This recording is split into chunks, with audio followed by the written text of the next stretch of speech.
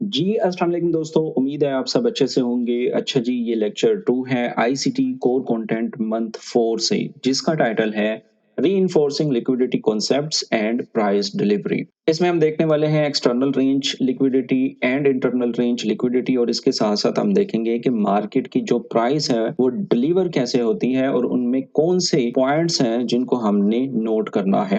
तो सबसे पहले हम स्टार्ट करेंगे एक्सटर्नल रेंज लिक्विडिटी से। इसका पहला जो पॉइंट है वो है कि मार्केट में जो बाय साइड लिक्विडिटी होती है वो रेंज के ऊपर होती है या प्रीवियस हाई होता है। मिसाल के तौर पे ये हाई है और ये लो है। मार्केट ने ये लो से ये हाई तक एक रेंज क्रिएट की है। तो इस रेंज के ऊपर जो है वो कहलाएगा B S L, mean buy side liquidity. इसी तरह जो सेल साइड लिक्विडिटी होती है वो बिलो द रेंज होती है। मिसाल के तौर पे ये हाई है, ये लो है, तो ये लो के नीचे जो है वो है S S L, mean sell side liquidity. Third point हमारे पास आता है कि हमने पेंडिंग ऑर्डर्स लिक्विडिटी देखनी है। मिसाल के तौर पे ऐसे लो और हाई को देखना है जो कि अभी तक रीटेस्ट नहीं हुआ। मार्केट इन बिटवीन्स है, मार्केट ने इसको टेस्ट नहीं किया, ना इसको टेस्ट किया है। तो हमने इसको सीक करना है, हमने इसकी तरफ देखना है कि मार्केट इधर जाएगी या मार्केट पहले नीचे आएगी। ठीक है। फोर्थ पॉइंट हमारे पास है कि external range liquidity runs can be low resistance और हाई रेजिस्टेंस इन नेचर। जो एक्सटर्नल रेंज लिक्विडिटी रन्स होती है वो लो रेजिस्टेंस भी हो सकती है, हाई रेजिस्टेंस भी हो सकती है। अब ये क्या है, इसको हम चार्ट पर जाकर देखते हैं। अब हम बात करेंगे इंटरनल रेंज लिक्विडिटी की। इसका जो पहला पॉइंट है वो है जो करंट ट्रेडिंग रेंज है उसमें हमें लिक्विडिटी वॉइड्स को देखना है जो कि फिल इन होगा। इसको गैप रिस्क भी कहा जाता है। इसी तरह हमने इसमें देखना है फेयर वैल्यू गैप्स जो कि वो भी फिल इन होंगे और उनको भी गैप रिस्क कहा जाता है। यहाँ पर मैं आपको बता दूं कि लिक्विडिटी वॉइड्स क्या होता है। लिक्विडिटी वॉइड्स होता है बड़ी बड़ी कैंडल्स जो कि गैप बनाती हैं, ना उसके लेफ्ट साइड पे ट्रेड होती है ना राइट साइड पे ट्रेड होती है। सिमिलरली जो फेयर वैल्यू गैप है वो निस्बतन छोटी कैंडल्स होती हैं और छोटे गैप्स होते हैं जो कि मार्केट उनको फिल करेगी। जो इम्बैलेंस मार्केट ने छोड़ा है मार्केट उनको रीबैलेंस करेगी। अब ये नेक्स्ट कैंडल भी कर सकती है और हो सकता है कि मार्केट टाइम ले ले उसको फिल इन करने में। That is called gap risk. इसी तरह हमने इंटरनल रेंज में देखना है ऑर्डर ब्लॉक्स को जो कि मार्केट में न्यू बाय और सेल ऑर्डर्स के लिए इस्तेमाल किए जा सकते हैं। यानी ऑर्डर ब्लॉक्स को हम as an internal range liquidity लेकर उन पर अपने ऑर्डर्स ले सकते हैं। फोर्थ पॉइंट हमारे पास आता है कि market maker buy and sell models will form inside trading range. जो कि मार्केट मेकर का बाय या सेल मॉडल होता है वो ट्रेडिंग रेंज के अंदर ही बनता है। इसीलिए हमने इंटरनल रेंज लिक्विडिटी को जरूर देखना है। तो चलें चार्ट पर जाते हैं और ये सारी चीजें इंप्लीमेंट करते हैं। तो दोस्तों हम आ चुके हैं चार्ट पर और मैंने मंथली चार्ट लिया है Australian dollar and Japanese yen का। यहाँ से हम external range and internal range liquidity को देखते हुए चीजों को मार्क करेंगे। सबसे पहले हमारे पास करंट जो सिनेरियो है उसको हम मार्क कर लें तो हमारे पास ये स्विंग लो है, इसी तरह हमारे पास ये स्विंग हाई है। तो दोस्तों हमने करंट रेंज को मार्क कर लिया है। तो अब हमने बेसिकली चीज़ें क्या देखनी है इसमें। सबसे पहले आप ये वाले पॉइंट देखें। ठीक है, अगर इसको मार्क करते हैं तो ये बेसिकली क्या है, ये ऑलमोस्ट रिलेटिव लो पड़े हुए हैं, यानी इक्वल लॉज हैं। ठीक है, ये वाले पॉइंट तक। और अगर हम यहाँ पे फिब को मार्क करते हैं तो आप ये देखें कि ये हमारे इक्विलिब्रियम लेवल के बिल्कुल पास है। तो ये हमारे लिए बहुत ज़्यादा इम्पोर्टेंट लेवल रखता है कि जब भी मार्केट इन लोज की लिक्विडिटी उठाती तो हम इसको बाय कर सकते थे। तो आप ये देखें कि जैसे ही मार्केट ने ये लो की लिक्विडिटी उठाई ये वाली कैंडल ने, उसके बाद मार्केट जो है बाय गई। अब बाय कहाँ तक जा सकती थी, आप ये देखें ये क्या है, ये लो पड़ा हुआ है प्रीवियस कैंडल का और ये हाई है नेक्स्ट कैंडल का। और दरमियान में क्या बनाया मार्केट ने, दरमियान में मार्केट ने बनाया फेयर वैल्यू गैप। ठीक है, जैसा कि मैंने वहां पे आपको बताया था कि जब मार्केट कोई भी फेयर वैल्यू गैप छोड़ती है या लिक्विडिटी वॉइड छोड़ती है तो मार्केट ने उसको फिल करना होता है। तो आपने यहाँ पे क्या देखा कि जब मार्केट ने ये इक्वल लोज की लिक्विडिटी उठाई थी और ये वाले लो की भी लिक्विडिटी उठाई तो आप यहाँ पे बाय कर सकते थे। अब बाय क्यों करना था? क्योंकि मार्केट ऑलरेडी बुलिश थी। ये मंथली का चार्ट है बाय द वे, ये बहुत ज़्यादा लंबी ट्रेड हो सकती है, मीन्स कि ये पोजीशन ट्रेड हो सकती थी। ठीक है, अब आप ये देखें कि मार्केट ने इस गैप को फिल किया है विद इन 3 to 4 मंथ्स। ठीक है, ये 1 month, 2 month, 3 month and the fourth month जो है मार्केट ने इसको फिल किया है। बट आप यहाँ पे गौर करें कि मार्केट बाय कहाँ से गई है। तो आप ये देखें, मार्केट बाय गई है हमारे ऑर्डर ब्लॉक से। ठीक है, तो ये हमारे पास अनदर ऑर्डर ब्लॉक है। अब यहाँ पे क्वेश्चन क्या है मेरा आप लोगों से, ज़रा गौर कीजिएगा कि पहले मैं इसको डिलीट कर लूँ। ये हमारे पास करंट रेंज की जो है लो बनता है और ये हमारे पास हाई बनता है। इसके बाद मार्केट ये वाले पॉइंट की लिक्विडिटी उठाती है। तो क्या ये इंटरनल रेंज है या एक्सटर्नल रेंज है? यहाँ पे मेरा आपसे ये क्वेश्चन बनता है। तो सर माइकल का कहना है कि जब मार्केट इस तरह के पॉइंट से लिक्विडिटी उठा ले, this is another external range. ये अब इंटरनल रेंज नहीं रह जाएगी, क्योंकि जो प्रीवियस हाईज थे, अगर ये आप प्रीवियस हाई देखते हैं ये वाला पॉइंट, ठीक है, ये वाले पॉइंट को अगर आप नोट करते हैं तो इसकी भी लिक्विडिटी मार्केट ने ले ली है। तो जब इसने प्रीवियस हाई की लिक्विडिटी उठा ली तो उसमें जो इक्विलिब्रियम के पास आ रही थी लिक्विडिटी, तो मार्केट जब उसको भी ले लेती है, that is called external range liquidity. तो इस तरह जो है हमारे पास ये करंट रेंज बन जाती है, ये लो, ये हाई, और उसके बाद जब मिड पॉइंट से मार्केट इसकी लिक्विडिटी उठाए, that is another external range liquidity. ठीक है, अब ये वाला पॉइंट तो मार्केट ने ले लिया, तो फिर हमारे पास न्यू पॉइंट जो आता था वो ये वाला था। अब देखें कि मार्केट ने इस कैंडल के साथ ये लिक्विडिटी भी उठाई है, यानी ये वाला लो भी उठा लिया है। यहाँ पे भी जो हमारे पास स्टॉप्स पड़े थे, सेल साइड लिक्विडिटी पड़ी थी, मार्केट ने वो उठा ली है। अब आपने ये देखा कि ये फेयर वैल्यू गैप से मार्केट जो है नीचे आ रही है। तो जब मार्केट ये इंटरनल रेंज पर थी तो आप यहाँ से इसको सेल करना चाह रहे थे, तो आप इसको कहाँ तक टारगेट कर सकते थे? आप ये वाले पॉइंट तक टारगेट कर सकते थे, या प्रीवियस जो हमारे पास ये एक पॉइंट पड़ा हुआ है यहाँ तक टारगेट कर सकते थे। और आप ये देखें कि मार्केट आती है और उस एक्सटर्नल रेंज को हिट करती है जो कि हमने यहाँ पे अभी डिफाइन किया था। तो internal range to external range जो है मार्केट आती है। अब हम मंथली चार्ट को शिफ्ट करते हैं वीकली पर और मजीद चीज़ों को क्लैरिफाई करते हैं। तो दोस्तों, अब हम आ चुके हैं वीकली चार्ट पर। ठीक है, तो आप ये देख सकते हैं कि ये जस्ट वीकली में टैप हुआ और उसके बाद मार्केट नीचे आना शुरू हो गई थी।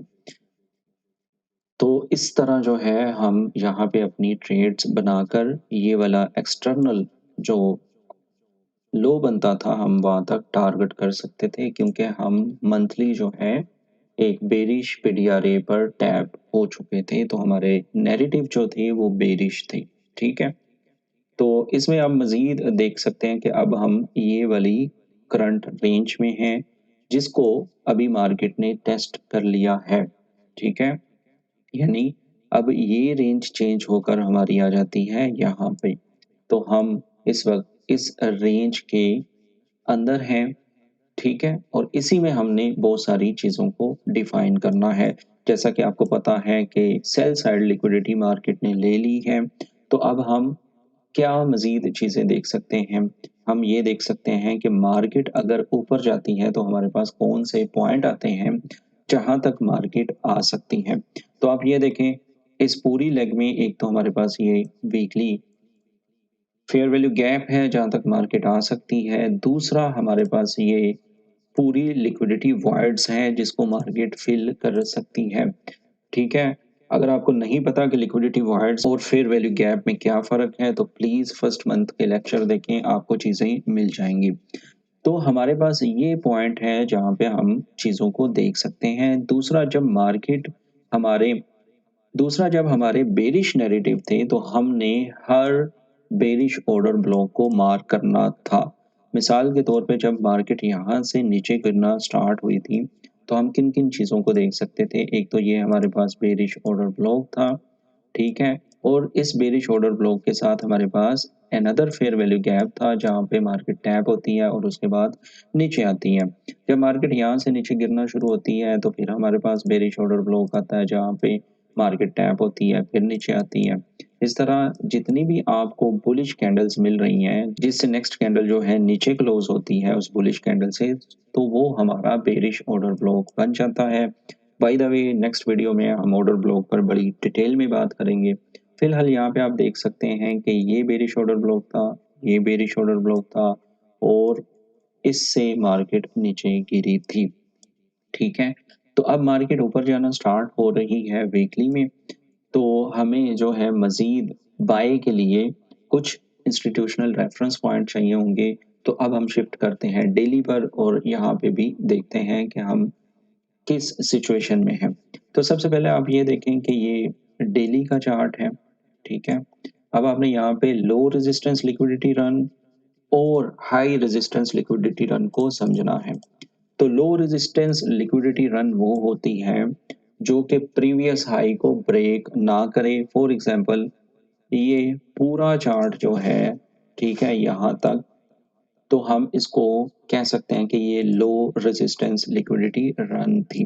एक चीज़ तो ये होगी। दूसरा ये है कि हाई रेजिस्टेंस लिक्विडिटी रन क्या होती है कि मार्केट प्रीवियस हाई या प्रीवियस लो को ब्रेक कर दे। जैसा कि आप यहाँ पे देख सकते हैं कि ये जो लो हैं, ये मार्केट ने ब्रेक किए हैं, ये लो ब्रेक किया है, ये किए हैं, ये किए हैं, ये किए हैं। इसी तरह अगर ये हाई जो है ये ब्रेक हो चुका है, तो ये हाई रेजिस्टेंस लिक्विडिटी रन में चीज़ें आती हैं। तो एक तो ये चीज़ होगी, दूसरी ये है कि जो मंथली पर इंटरनल रेंज थी, वो डेली में जो है वो एक्सटर्नल रेंज हो सकती है, ठीक है?